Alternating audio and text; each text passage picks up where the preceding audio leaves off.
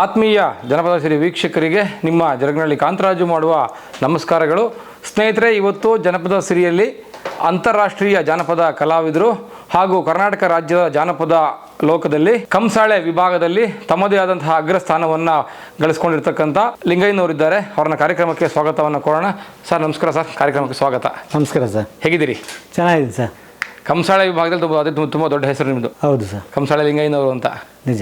ನಮ್ಮ ವೀಕ್ಷಕರಿಗೆ ತಮ್ಮ ಪರಿಚಯ ಮಾಡ್ಕೊಳ್ಳಿ. ತಾವು ಯಾರು, ತಮ್ಮ ಹಿನ್ನೆಲೆ ಏನು ಅಂತ. ನನ್ನ ಹೆಸರು ಲಿಂಗಯ್ಯ ಅಂತೇಳಿ. ನಮ್ಮ ತಂದೆ ಹೆಸರು ಮಾದಯ್ಯ, ತಾಯಿ ಹೆಸರು ಮಾದಮ್ಮ ಅಂತ. ನಾವು 4 ಜನ ಮಕ್ಕಳು. ಅದರಲ್ಲಿ 2 ಅಕ್ಕರು, ನಾನು ಗಂಡು ಮಕ್ಕಳಲ್ಲಿ ನಾನು ದೊಡ್ಡವನು, ಇನ್ನೊಬ್ಬ ಚಿಕ್ಕ ಮಗ ಇದ್ದಾನೆ. ನಮ್ಮದು ಒಂದು ಕುಟುಂಬ, 4 ಜನದ ಒಂದು ಕುಟುಂಬ. ಇದು ನಾವು ಬೆಂಗಳೂರಲ್ಲಿ ನೆಲೆಸಿರ್ತಕ್ಕಂಥದ್ದು. ನಾನು ಹುಟ್ಟಿ ಬೆಳೆದೆಲ್ಲ ಬೆಂಗಳೂರಿನಲ್ಲೇ. ಬೆಂಗಳೂರಲ್ಲೇ ಹುಟ್ಟಿ ಬೆಳೆದೆಲ್ಲ ಬೆಂಗಳೂರಲ್ಲೇ ಇದ್ಕೊಂಡು ಈ ಒಂದು ಬಹಳ ವರ್ಷದಿಂದ ಬೆಂಗಳೂರಲ್ಲಿ ಇಲ್ಲೇ ನೆಲೆಸ್ಕೊಂಡು ಇಲ್ಲೇ ಇದ್ದೀನಿ. ಹೀಗೆ ಮುಂದುವರ್ಕೊಂಡು ಹೋಗ್ತಾ ಇದ್ದಂಥ ಕುಟುಂಬ ಇದು. ಎಲ್ಲಿಯವರು ತಾವು? ಮೂಲತಃ ಯಾವ ಜಿಲ್ಲೆಯವರು, ಎಲ್ಲಿಯವರು ಅಂತ? ನಮ್ಮದು ಮೂಲ ಬಂದು ಮಂಡ್ಯ ಜಿಲ್ಲೆ ಮಳವಳ್ಳಿ ತಾಲೂಕು. ನಮ್ಮ ಊರು ಬಂದು ತೆಂಕಳ್ಳಿ ಅಂತೇಳಿ. ತೆಂಕಳ್ಳಿ. ಹೌದು. ಹೆಬ್ಣಿ ಮಾದಯ್ಯನವರು ತಮಗೇನಾಗಬೇಕು? ಹೆಬ್ಣಿ ಮಾದಯ್ಯನವರು ನನಗೆ ದೊಡ್ಡಪ್ಪ ಆಗಬೇಕು. ಅವರೇ ಇದನ್ನ ನಮ್ಮ ದೊಡ್ಡಪ್ಪ ಮತ್ತು ನಮಗೆ ಗುರುಗಳು ಅವರೇನೆ. ಹಾಂ ಹಾಂ ಹಾಂ. ನಿಮ್ಮ ತಂದೆ ಹೆಸರು ಮಾದಯ್ಯ ಅಂತಲೇ? ನಮ್ಮ ತಂದೆ ಹೆಸರು ಮಾದಯ್ಯ ಅಂತ. ನಮ್ಮ ದೊಡ್ಡಪ್ಪರ ಹೆಸರು, ಗುರುಗಳ ಹೆಸರು ಹೆಬ್ಣಿ ಮಾದಯ್ಯ ಅಂತ. ಹೆಬ್ಣಿ ಅಂತ ಅಂದರೆ ಮಳವಳ್ಳಿ ತಾಲೂಕಿನಲ್ಲಿ ಮಂಚನಹಳ್ಳಿ ಅಂತ ಇದೆ, ಡ್ಯಾಮ್ ಇದೆ. ಆ ಮಂಚನಹಳ್ಳಿ ಪಕ್ಕದಲ್ಲಿ ಹೆಬ್ಣಿ ಗ್ರಾಮ ಅಂತ ಇದೆ.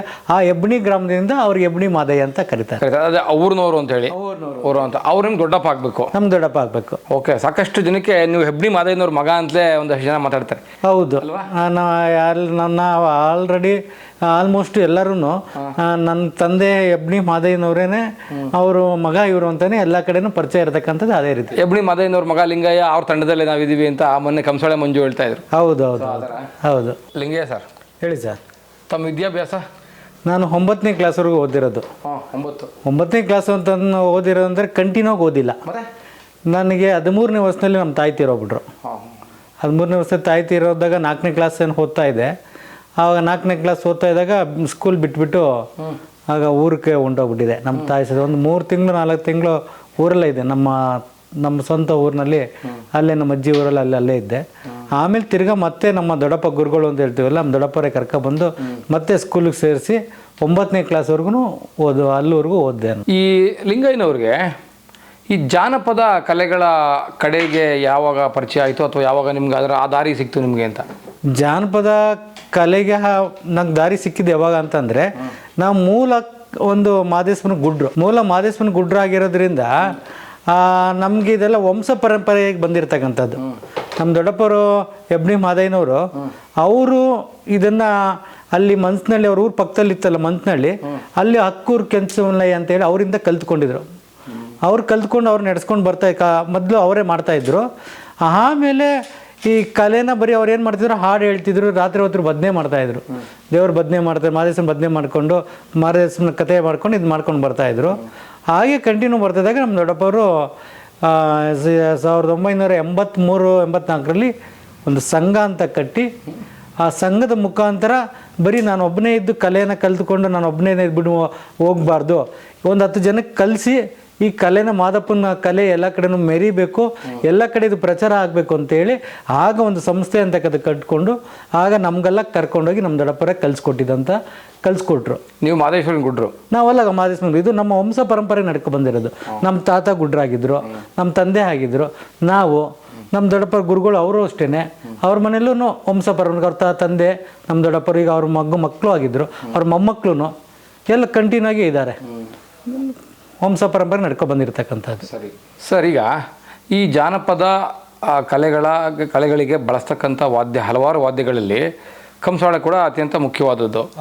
ಈ ಕಂಸಾಳೆಯ ಹಿನ್ನೆಲೆ ಏನಾದರೂ ಇದು ತಿಳಿಸ್ಕೊಡಿ ನಮ್ಮ ವೀಕ್ಷಕರಿಗೆ. ನಮಗೆ ಕಂಸಾಳೆ ಹಿನ್ನೆಲೆ ಏನಂದರೆ ನನ್ನ ಗುರುಗಳು ಹೇಳಿರತಕ್ಕಂಥ ನಾನು ಹೇಳ್ತಾ ಇದ್ದೀನಿ. ಹಿಂದೆ ಮಹದೇಶ್ವರನ ಪೂಜೆ ಪುರಸ್ಕಾರಕ್ಕೆಲ್ಲ ಕರಡಿ ಕೈಲಿ ಕಂಸಾಳೆ ಬರ್ತು ಅಂದರೆ ಕಲ್ಲಿನಲ್ಲಿ ಬಡಿಸ್ಕೊಂಡು ಬರ್ತಾ ಇದ್ರಂತೆ. ಕರಡಿ ಕೈಲಿ ಅಂದ್ರೆ ಆಗ ಮಲೆ ಮಾದೇಶ್ವರ ಬೆಟ್ಟದಲ್ಲಿ ಇರ್ತಕ್ಕಂಥ ಕಾಡು ಜನ ಇದ್ರು, ಬೇಡ್ರು ಅವರೇ ಪೂಜೆ ಮಾಡ್ತಾ ಇದ್ರು. ಮಾದೇಶ್ವರನ ಪೂಜೆ ಮಾಡ್ತಿದ್ದವ್ರು ಯಾರಪ್ಪ ಅಂದ್ರೆ ಬೇಡಿಗಂಪನವರೇ ಪೂಜೆ ಮಾಡ್ತಿದ್ರು. ಈಗಲೂ ಅವರೇ ಮಾಡ್ಕೊಂಡು ಬರ್ತಾರೆ. ಹೌದು, ಅಲ್ಲಿರ್ತಕ್ಕಂಥವ್ರು ಮೂಲ ಅವರೇನೆ, ಈಗಲೂ ಅವರೇ ಮಾಡ್ಕೊಂಡು ಬರ್ತಾ ಇರೋದು. ಆಗ ಅಂದ್ರೆ ಇದೆಲ್ಲ ಮಾದೇಶ್ವರ ಆಗ ಬಂದಿರತಕ್ಕಂಥ 500 ವರ್ಷಗಳ ಹಿಂದಿನ ಇತಿಹಾಸ ಇರೋದಿಲ್ಲ. ಆಗ ಕರಡಿ ಕೈಲಿ ಕಂಸಾಳೆ ಬಡಿಸ್ಕೊಂಡು ಬಂದಾಗ ಮಾದೇಶ್ವರನ ಪೂಜೆ ಮಾಡ್ತಾ ಇರ್ಬೇಕಾದ್ರೆ ಅದು ಬಂದು ಕಂಚಿನ ಕಂಸಾಳೆ ಆಗಿ ಮಹದೇಶ್ವರನಿಗೆ ವಾಲಗ ಯಾವ್ದಪ್ಪ ಅಂತಂದ್ರೆ ಕಂಚಿನ ಕಂಸಾಳೆನೇ ವಾಲಗ. ಅದು ಆ ಕಂಚಿನ ಕಂಸಾಳೆ ತಗೊಂಡಾಗ ಆ ದೇವ್ರನ್ನ ಪೂಜೆ ಮಾಡಬೇಕಾದ್ರೆ ತಮ್ಮೆಲ್ಲ ಆ ಗುಡ್ರು ಯಾರು ಇರ್ತಾರೆ, ಮಾದಪ್ಪನ ಭಕ್ತರು ಅಂತ ಹೇಳ್ತೀವಲ್ಲ, ಆ ಮನೆ ದೇವ್ರಿಗೊಬ್ಬನಿಗೆ ಗುಡ್ಡನ್ ಬಿಟ್ಟಿರ್ತಾರಲ್ಲ, ಅವನಿಗೆ ಈ ಕಂಸಾಳೆ ಕೊಡ್ತಾರೆ. ಅವನಿಗೆ ಗುಡ್ಡನ್ ಬಿಡ್ಬೇಕಾದ್ರೆ ಬಿಟ್ಟು ಅವನಿಗೆ ನೋಡಪ್ಪ ಇದು ಕಂಸಾಳೆ ತಗೊಂಡು ಮಹದೇಶ್ವರನ ಚರಿತ್ರೆ ಆಡೋದು, ಮಹದೇಶ್ವರನ ನೆನೆಸ್ಕೊಳ್ಳೋದು, ಅದು ನಮ್ಮ ಮನೆ ದೇವರಾಗಿರ್ತದೆ. ಅದನ್ನ ನೀನು ಇದೇ ವಾಲ್ಗ, ನಿನಗೆ ಕಂಸಾಳೆನೇ ವಾಲ್ಗ ಅಂತ. ವಾಲ್ಗ ಅಂದ್ರೆ ಅದೇ ಒಂದು ಸದ್ದು ಅವ್ರಿಗೆ, ಸದ್ದು. ಹೌದು, ಕಂಸಾಳೆ ನುಡಿಸತಕ್ಕಂಥದ್ದು. ಆ ಕಂಸಾಳೆ ನುಡಿಸ್ಕೊಂಡೇನೆ ಮಹದೇಶ್ವರನ ಕಥೆ ಹೇಳೋದು, ಮಹದೇಶ್ವರನ ಬಗ್ಗೆ ಹಾಡು ಹೇಳೋದು, ಅದೇ ಮೂಲ ಕಂಸಾಳೆ. ನಮ್ಮ ದೊಡ್ಡಪ್ಪರು ಇನ್ನೊಂದು ಹೇಳ್ತಾರೆ ಅದಕ್ಕೆ, ಕಂಸಾಳೆಗೆ ಏನಪ್ಪ ಹೇಳ್ತಾರೆ ಅಂತಂದ್ರೆ ಅಡಿನಲ್ಲಿ ಒಂದು ಕಂಸಾಳೆ ಇರ್ತದೆ, ಅದು ಹೀಗಿದೆ. ಆ ಕಂಸಾಳೆ ಅಡಿ ತಾಳ ಇರ್ತದೆ, ಮೇಲೆ ಗರಿ ಇರ್ತದೆ. ಆ ಗರಿನೇ ಅದಕ್ಕೆ ಏನಂತ ಅದಕ್ಕೆ ಉದಾಹರಣೆ ಕೊಟ್ಟಿದ್ದಾರೆ ಅಂತಂದ್ರೆ ನಮ್ಮ ಗುರುಗಳು, ಅದು ಮೇಲಿನ ಗರಿ ಆಕಾಶ, ಅಡಿನ ಬಟ್ಲು ಭೂಮಿ ಅಂತ ಅದಕ್ಕೆ ಅದು ಹೋಲಿಕೆಯನ್ನ ಮಾಡಿದ್ದಾರೆ. ಕೆಳಗಡೆ ಈಗ ಅಡಿ ಬಟ್ಲು ಇರ್ತದೆ. ಈಗ ಕಂಸಾಳೆಯನ್ನ ನೇರವಾಗಿ ತೋರಿಸ್ತಾನೆ ಅದ್ರ ವಿವರಣೆ ಕೊಟ್ಬಿಡಿ ದಯವಿಟ್ಟು. ಇದು ಮೇಲಿನ ಗರಿ ಅಂತ ಹೇಳ್ತೀವಿ, ಗರಿ ಮೇಲ್ ಬಟ್ಲಿದು, ಮೇಲ್ ಬಟ್ಲಿದು. ಇದು ಕೆಳ ಬಟ್ಲು, ಇದಕ್ಕೆ ಅಡಿ ಬಟ್ಲು. ಇದಕ್ಕೆ ನಮ್ಮ ಗುರುಗಳು ಏನ್ ಹೇಳ್ತಿದ್ರು ಅಂದ್ರೆ ಇದು ಭೂಮಿ, ಇದು ಆಕಾಶ, ಎರಡು ಸೇರಿದಾಗ ಕಂಸಾಳೆ ಒಂದು ಸದ್ದು.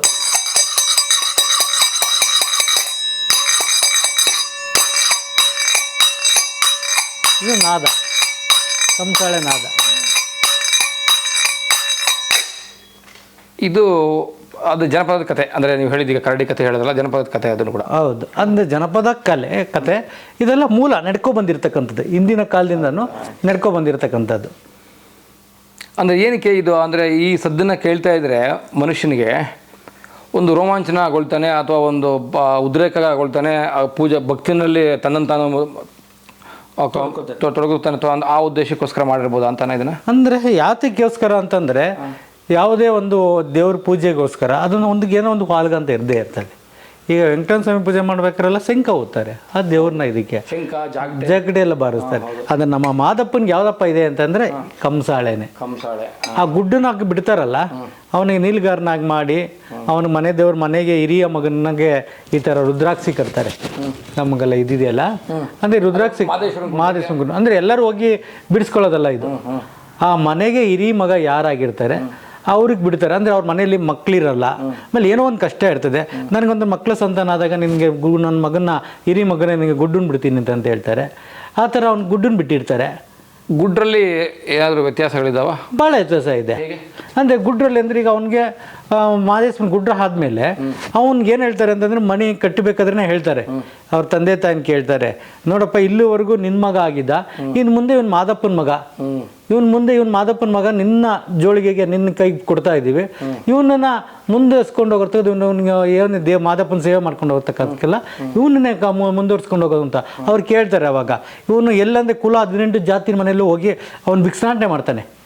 ಬರೀ ಮಾದಪ್ಪನ ಗುಡ್ಡ ಆದ ತಕ್ಷಣ ಅಂದರೆ ಅದು ವಂಶ ಪರಂಪರೆ ಮಾಡ್ಕೊ ಬಂದಿರತಕ್ಕಂಥವ್ರು ಮತ್ತು ಅದನ್ನು ಕಂಟಿನ್ಯೂ ನಡ್ಕೊಂಡು ಹೋಗ್ತಕ್ಕಂಥವ್ರು ಇದನ್ನೆಲ್ಲ ಉಪಯೋಗಿಸ್ತಾ ಇರ್ತಾರೆ. ಮತ್ತೆ ಒಬ್ಬೊಬ್ಬರೇ ಈಗಿನ ಪರಿಸ್ಥಿತಿ ಇರ್ತಕ್ಕಂಥ ಮಕ್ಳು ಏನು ಮಾಡ್ತಾರೆ ಅಂದರೆ ಮನೆಗೆ ಹಿರಿ ಮಗನಾಗಿ ಗುಡ್ಡನ್ನು ಬಿಟ್ಟಿರ್ತಾರಲ್ಲ, ಅದಕ್ಕೋಸ್ಕರ ಅವನನ್ನು ಗುಡ್ಡನ್ನು ಬಿಟ್ಟಿರ್ತಾರೆ. ಅವ್ನು ಶಿವನ ನೆನೆಸ್ಕೊಂಡು ಒಂದೆರಡು ಪದ ಆಡ್ಕೊಂಡು ಮನೇಲಿ ಪೂಜೆ ಪುರಸ್ಕಾರ ಮಾಡ್ಕೊಂಡು ಮಾತ್ರ ಇರ್ತಾನೆ. ಅವರೆಲ್ಲ ನಮ್ಮ ಥರ ಈ ಭಿಕ್ಷಾಟನೆಗೆ ಇದೇ ಕಂಸಾಲೆನೇ ನಂಬ್ಕೊಂಡು ಜೀವನ ಮಾಡ್ತಕ್ಕಂಥದ್ದು ಎಲ್ಲರೂ ಇರೋದಿಲ್ಲ. ಅದು ಇದೆಲ್ಲ ನಾವು ವಂಶ ಪರಂಪರೆ ಮಾಡ್ಕೊ ಬಂದಿರೋದ್ರಿಂದ ಈ ಕಂಸಾಳೆ ಹಿಡ್ಕೊಂಡು ಹೋದಾಗ ನಾವು ಭಿಕ್ಷುಕ್ಕೂ ಹೋಗ್ತೀವಿ. ಹಬ್ಬ ಹರಿದಿನದಲ್ಲಿ ಭಿಕ್ಷುಕು ಹಿಂದೆ ನಮ್ಮ ದೊಡ್ಡಪ್ಪವ್ರು ಅವ್ರು ಹೇಳ್ತಾ ಇದ್ದಿದ್ದು ಅವ್ರ ಜೀವನ ಮಾಡ್ತಿದ್ದು ಮಾದಪ್ಪನ ಕಂಸಾಳೆ ನೆನೆಸ್ಕೊಂಡೇನೆ, ಕಂಸಾಳೆಯನ್ನು ಉಂಡಿಸ್ಕೊಂಡು ಪ್ರತಿಯೊಂದು ಮನೆಗೆ ಹೋಗಿ ಭಿಕ್ಷುಕ್ ಹೋಗ್ತಿದ್ರು. ಬರೀ ದವಸ ಧಾನ್ಯ ಎಲ್ಲ ತಗೋತಾ ಇದ್ರು, ಬರೀ ಅದೊಂದಕ್ಕೆ ಅಲ್ಲ, ಊಟ ಇಸ್ಕೊತಾ ಇದ್ರು. ಆ ರೀತಿನಲ್ಲಿ ಅವ್ರು ಕಷ್ಟಪಟ್ಟು ಈ ಒಂದು ಜೀವನ ನಡೆಸ್ತಿರ್ತಾರೆ. ಬಟ್ಟೆ ಕಾಸು ಕಾಸೆಲ್ಲ ಕೊಡ್ತಿದ್ರು, ದವಸ ಧಾನ್ಯ ಎಲ್ಲ ಕೊಡ್ತಾ ಇದ್ರು. ಈ ಥರಕ್ಕೆ ಅವರು ಮಾದಪ್ಪನ ನೆನೆಸ್ಕೊಂಡು ಪ್ರತಿ ಹಳ್ಳಿಗೆ ಹೋಗಿ ಅಲ್ಲಿ ಭಿಕ್ಷಾಟನೆ ಮಾಡ್ತಾ ಇದ್ರು. ಅಂದ್ರೆ ಒಂದು ಸಮುದಾಯ ಬದುಕನ್ನ ಕಟ್ಕೊಳ್ಳಿ, ಬದುಕನ್ನ ಗಟ್ಟಿ ಮಾಡ್ಕೊಳ್ಳಿ ಅನ್ನೋದು ಈ ಜನಪದದ ಉದ್ದೇಶ ಆಗಿದೆಯಾ ಅಂತಂದ್ರೆ ಈ ತರ ಕಲೆಗಳನ್ನ ಕಲಿಸೋದ್ರಿಂದ ಅಥವಾ ಈ ಆಚಾರಗಳನ್ನ ಪಾಲಿಸೋದ್ರಿಂದ, ಈಗ ಗುಡ್ಡನ್ನು ಬಿಡೋದು, ನೀಲ್ಗಾರನ ಮಾಡೋದು, ಇದೆಲ್ಲ ಇರೋದ್ರಿಂದ ಇದು ಅಂದರೆ ತನ್ನ ಬದುಕಿಗೆ ಒಂದು ಆಧಾರವಾಗಲಿ, ಬದುಕಿಗೆ ಒಂದು ನೆರವಾಗಲಿ ಅಂತಾನ ತಿಳ್ಕೊಬೋದು ಆ ಥರ? ಹೌದು, ಬದುಕಿಗೆ ಆಧಾರನೂ ಆಗ್ತದೆ, ಆದರೆ ಇದು ವಂಶ ಪರಂಪರೆಗೆ ಬಂದಿರತಕ್ಕಂಥದ್ದನ್ನ ಉಳಿಸೋದಕ್ಕೂ ಆಗ್ತದೆ. ಎರಡೂ ಆಗ್ತದೆ. ಜನಪದನೂ ಉಳಿಸ್ದಂಗೂ ಆಗ್ತದೆ, ಒಂದು ಅವನಿಗೆ ಬದುಕಿಗೆ ಒಂದು ಆಧಾರನೂ ಆಗ್ತದೆ, ಆಧಾರ ಆಗ್ತದೆ. ಈಗಲೂ ನಮ್ಮಲ್ಲಿ ಬಹಳಷ್ಟು ಜನ ನಮ್ಮಲ್ಲಿ ಇರ್ತಕ್ಕಂಥ ನಮ್ಮ ಸಂಸ್ಥೆಯಲ್ಲಿ ಇರ್ತಕ್ಕಂಥ ನಮ್ಮ ದೊಡ್ಡಪ್ಪರ ಗುದ್ದು ಅವ್ರನ್ನ ಕಂಸಾಳೆ ಕಲಿಸಿದಾರಲ್ಲ, ಒಂದು 10-15 ಜನ ಮಕ್ಕಳು ಈ ಕಂಸಾಳೆನೇ ಮೂಲ ನಂಬ್ಕೊಂಡಿರ್ತಕ್ಕಂಥದ್ದು. ಅಂದರೆ ಉಪದಾನ ಮಾಡಿ ಈಗಲೂ ಉಪದಾನಕ್ಕೆ ಹೋಗ್ತಾರೆ, ರಾತ್ರಿ ಹೊತ್ತು ಮಾದೇಶ ಭಜನೆ ಮಾಡಕ್ಕೆ ಹೋಗ್ತಾರೆ, ಮತ್ತು ಪೂಜೆಗೆ ಹೋಗ್ತಾರೆ, ಭಕ್ತರ ಮನೇಲಿ ಕರೆಸ್ತಾರೆ, ಕಾರ್ತಿಕ್ ಸೋಮವಾರದಲ್ಲಿ ಕರೆಸ್ತಾರೆ, ಶುಕ್ರವಾರ ಕರೆಸ್ತಾರೆ, ಹಬ್ಬ ಹರಿದಿನದಲ್ಲಿ ಕರೆಸ್ತಾರೆ. ಕರೆಸ್ಬಿಟ್ಟು ಅವ್ರ ಮಾದಪ್ಪನ ಫೋಟೋ ಮಡಗಿಸಿ ಅದೇನೋ ಫೋಟೋ ಮಡಗಿಸ್ಬಿಟ್ಟಿಂದ ದೇವ್ರನ್ನ ಪೂಜೆ ಮಾಡಿಸೋದ್ರಿಂದ ಒಂದು 4 ಜನಕ್ಕೆ ಅನ್ನ ಹಾಕೋದ್ರಿಂದ ನಮ್ಗೆ ಇದ್ದಿದ್ದು ಕಷ್ಟ ಪರಿಹಾರ ಆಗ್ಬೋದು, ನಮ್ಗೊಂದು ದೇವರಿಂದ ಒಳ್ಳೇದು ಮಾಡಲಿ ಅಂತ ಹೇಳಿ ಈಗಲೂ ಮಾಡ್ತಾರೆ. ಈಗಲೂ ನಾವು ಸಹ ಹೋಗ್ತಾ ಇರ್ತೀವಿ, ಅದನ್ನು ಮಾಡ್ಕೊಂಡು ಬರ್ತಾ ಇದ್ದೀವಿ. ಅದೇ ಬದುಕಿಗೆ ಒಂದು ನೆರವಾಗ್ತದೆ. ಎಲ್ಲೆಲ್ಲಿ ಮಾಡಿದಿರಿ ಈ ಕಂಸಾಳೆ ಪ್ರದರ್ಶನ? ಅಂದರೆ ಕಂಸಾಳೆ ನಿಮ್ಮದು ಕಂಸಾಳೆ ನೃತ್ಯ? ಕಂಸಾಳೆ ನೃತ್ಯ ಅಂತಂದ್ರೆ ಅದು ಮೊದಲು ಹೇಗಿತ್ತು ಅಂತಂದರೆ, ಇಲ್ಲ ನನ್ನ ಪ್ರಶ್ನೆ ಅರ್ಥ ಮಾಡ್ಕೊಬಿಡಿ. ಕಂಸಾಳೆ ಮುಖ್ಯವಾಗಿ ಇದು ಬರೀ ವಾದ್ಯ ನುಡಿಸೋದೋ ಅಥವಾ ಇದರಿಂದ ನೃತ್ಯ ಕೂಡ ಇದೆಯಾ ಅಂತ? ನೃತ್ಯ ಇತ್ತು ಮೊದಲು. ಮೂಲ ಏನಿತ್ತು ಅಂತಂದರೆ ಕಂಸಾಳೆ ಹಾಡು, ಮಾದಪ್ಪನ ಹಾಡು ಹೇಳೋದಕ್ಕೆ, ಕತೆ ಮಾಡೋದಕ್ಕೆ ಇದು ನಡ್ಕೊಂಡು ಬರ್ತಾ ಇದ್ದು ಭಾಳ ವರ್ಷಗಳ ಕಾಲದ ಹಿಂದೆ. ಹಾಡಲಿಕ್ಕೆ ಇದೊಂದು ಸಂಗೀತಕ್ಕೆ ವಾದ್ಯ ಆಗಿದ್ದು. ಆ ದೇವ್ರನ್ನ ನೆನೆಸ್ಕೊಳ್ಳೋಕ್ಕೋಸ್ಕರ ಈಗ ಎಲ್ಲ ಈ ಥರ ಕಂಸಾಳೆ ಉಪಯೋಗಿಸ್ತಾರೆ. ಹಿಂದಿನ ಕಾಲದಲ್ಲ ಕಂಚಿನ ಕಂಸಾಳೆ ಉಪಯೋಗಿಸ್ತಿದ್ರು. ಇದು ತಾಮ್ರ ಹಿತ್ತಾಳೆ ಇದೆಯಲ್ಲ ಇದಿರ್ತದೆ. ಆಗ ಕಂಚಿನ ಕಂಸಾಳೆ ಉಪಯೋಗಿಸ್ತಿದ್ರು. ಆ ಕಂಚಿನ ಕಂಸಾಳೆಯಲ್ಲಿ ನುಡಿಸಿದ್ರೆ ಅದು ನಾದನೇ ಭಾಳ ಅದ್ಭುತವಾಗಿರ್ತದೆ. ನಮ್ಮ ದೊಡ್ಡಪ್ಪರೆಲ್ಲ ಅವ್ರ ಹತ್ರ ಈಗಲೂ ಇದೆ, ನಮ್ಮಲ್ಲ ಇದೆ, ಕಂಚಿನಲ್ಲಿ ಇದೆ, ಅದು ನಾದ ಇರ್ತದೆ. ಇದು ಹಿತ್ತಾಳೆ. ಆವಾಗ ಇದು ನುಡಿಸ್ಕೊಂಡು ಬರ್ತಾ ಇದ್ರಲ್ಲ, ಮಾದಪ್ಪನ ಮೂಲ ಹಾಡು ಹೇಳೋಕ್ಕೆ, ಭಜನೆಗೆ, ಅದು ಕಾಲಕ್ರಮೇಣ ಬರ್ತಾ ಇದ್ದಂಗೆ ಇದೊಂದು ಕಂಸಾಳೆ ಒಂದು ತಾಳ ಈ ಥರ ಇರೋದ್ರಿಂದ ಇದು ಒಂದು ನೃತ್ಯಕ್ಕೂ ಸಹ ಮುಂದುವರಿಸ್ಕೊಂಡು ಬಂತು.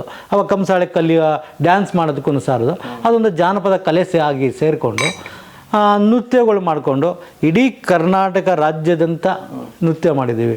ನಮ್ಮ ದೊಡ್ಡಪ್ಪವರು ಅವ್ರು ಏನು ಮಾಡಿದ್ರು ಅಂದರೆ, ಆವತ್ತಿನ ಕಾಲದಲ್ಲಿ ಅವ್ರು ಹೇಳ್ದಂಗೆ ಭಾಳ ಕಷ್ಟಪಟ್ಟಿದ್ದಾರೆ ಅವರು. ಒಂದು ಮನೇಲಿ ಹೋಗಿ ಒಂದು ಪೂಜೆ ಪುರಸ್ಕಾರ ಮಾಡಿದ್ರು ಒಂದು 5 ರೂಪಾಯಿ 10 ರೂಪಾಯಿ ಕೊಡ್ತಿದ್ರು, ಮಾಡ್ಕೊಂಬಂದರು. ಎಲ್ಲರೂ ಒಂದು ಪ್ರೋಗ್ರಾಮ್ಗೆ ಹೋದ್ರೂ ಅವ್ರು ಇಷ್ಟೇ ದುಡ್ಡು ಅಂತ ಕೇಳ್ತಿರ್ಲಿಲ್ಲ. ನಮ್ಮ ದೊಡ್ಡಪ್ಪವರು ಎಷ್ಟು ಕೊಟ್ಟರು ಇಸ್ಕೊಂಬಂದು ಮಾಡ್ಕೊಂಡು. ಅಂದರೆ ಈ ಥರ ಕಲೆಗಳಿಗೇನು ಫಿಕ್ಸ್ಡ್ ಸ್ಟ್ಯಾಂಡರ್ಡ್ ರೇಟ್ ಅಂತೇನಿಲ್ಲ. ಆವಾಗಿಂದ ನಮ್ಮ ದೊಡ್ಡಪ್ಪವರ ಕಾಲದಲ್ಲಿ ಎಷ್ಟು ಕೊಟ್ಟರು ಇಸ್ಕೊಂಬಂದು ಮಾಡ್ತಾರೆ. ಅವ್ರಿಗೆ ಏನಾಗಿತ್ತು ಅವಾಗ ಏನಂದರೆ, ಪ್ರದರ್ಶನ ಮಾಡಬೇಕು, ಮಾದಪ್ಪನ ಮೆರೆಸ್ಬೇಕು. ಬಡತನದಲ್ಲಿ ಇದ್ದೀವಿ, ನಾನು ಶ್ರೀಮಂತ ಆಗಬೇಕು, ಯಾಕೆ ಇದೆಲ್ಲ ಮಾಡಬೇಕು ಅನ್ನೋದಿಲ್ಲ. ಮಾದಪ್ಪನ ಮೆರೆಸ್ಬೇಕು. ದೇವರ ಸೇವೆ ಇದು ನನ್ನ ಮನೆ ದೇವರು, ಆ ಮಾದಪ್ಪನ ಮೆರೆಸ್ಬೇಕು ಅಂತೇಳಿ ಅವರು ಮುಂದುವರ್ಸ್ಕೊಂಡು ಬಂದಿರ್ತಕ್ಕಂಥದ್ದು ಇದು. ಹಂಗೆ ಬರ್ತಾ ಇದು ಕಂಸಾಳೆ ನೃತ್ಯ ಅವರೇ ಕಲ್ತು, ಪಕ್ಕದೂರ ಹೇಳೋದಲ್ಲ ಕೆಂಚಮಲ್ಲಯ್ಯ ಅಂತೇಳಿ ಅವರು ಕರ್ಕೊಂಡೋಗಿ ಕಲ್ತ್ಕೊಂಡು ಆ ಕಂಸಾಳೆ ನೃತ್ಯವನ್ನು ಮಾಡ್ಕೊಂಡು ಬಂದಾಗ ಅವರು ನಮ್ಮಿಂದ ಕಲಿಸಿ ಇದು ಕಂಸಾಳೆ ನೃತ್ಯವಾಗಿ ಮೆರ್ಕೊಂಡು ಬಂದಾಗ ಕಾಲಕ್ರಮೇಣ ಇದು ಒಂದು ಜಾನಪದ ಕಲೆಗೆ ಕಂಸಾಳೆ ನೃತ್ಯನೂ ಸಹ ಸೇರ್ಕೊತಾರೆ. ಮುಖ್ಯವಾದ ಒಂದು ಕರ್ನಾಟಕದಲ್ಲಿ ಅತಿ ಹೆಚ್ಚಿನ ಮೈಸೂರು ಜಿಲ್ಲೆ, ಮಂಡ್ಯ ಜಿಲ್ಲೆ, ಚಾಮರಾಜನಗರ ಜಿಲ್ಲೆ, ಬೆಂಗಳೂರು ಜಿಲ್ಲೆ ಈ ಕಡೆ ಪ್ರದೇಶದಲ್ಲಿ ಇರ್ತಕ್ಕಂಥ ಹೆಚ್ಚು ಪ್ರತ್ಯೇಕಿರ್ತಕ್ಕಂಥದ್ದು ವಾದ್ಯ ಮಾದಪ್ಪ ಅಂತಂದರೆ ಕಂಸಾಳೆ. ಮಾತನಾಡ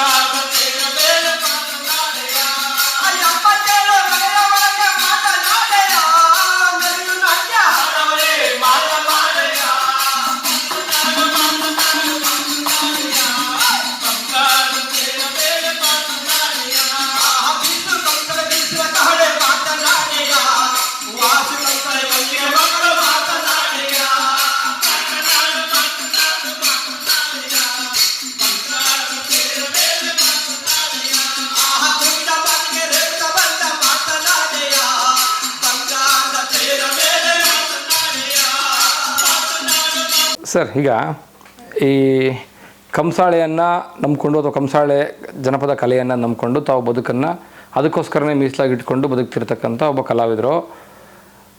ಕಂಸಾಳೆ ನಿಮಗೇನೇನು ಕೊಟ್ಟಿದೆ ಬದುಕಲ್ಲಿ ತಿಳ್ಕೊಬೋದಾ?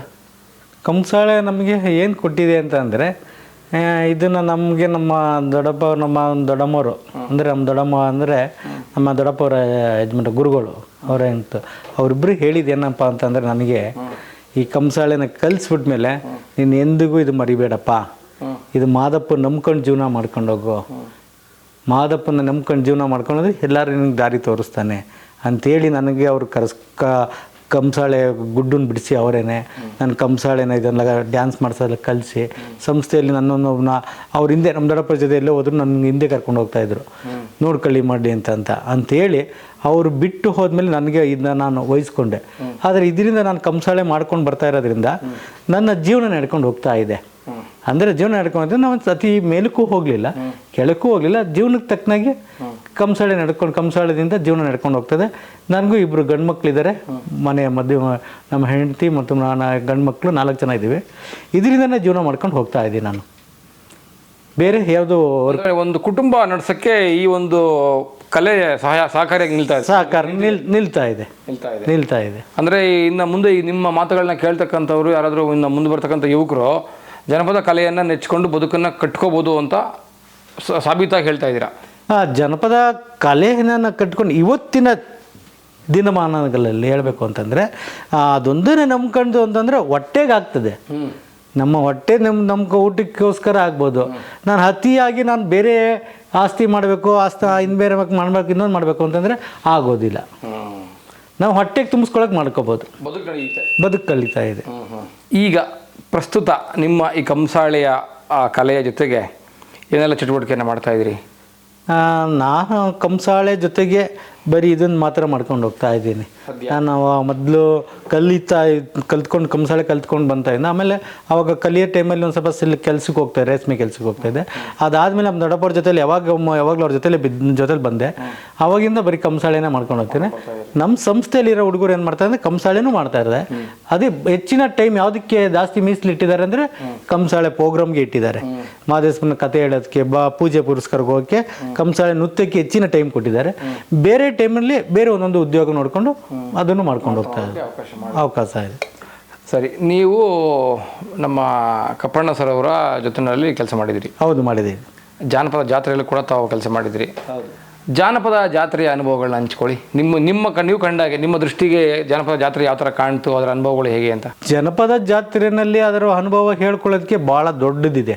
ಮಾತನಾಡಣ್ಣಯ್ಯ ಮಾತನಾಡು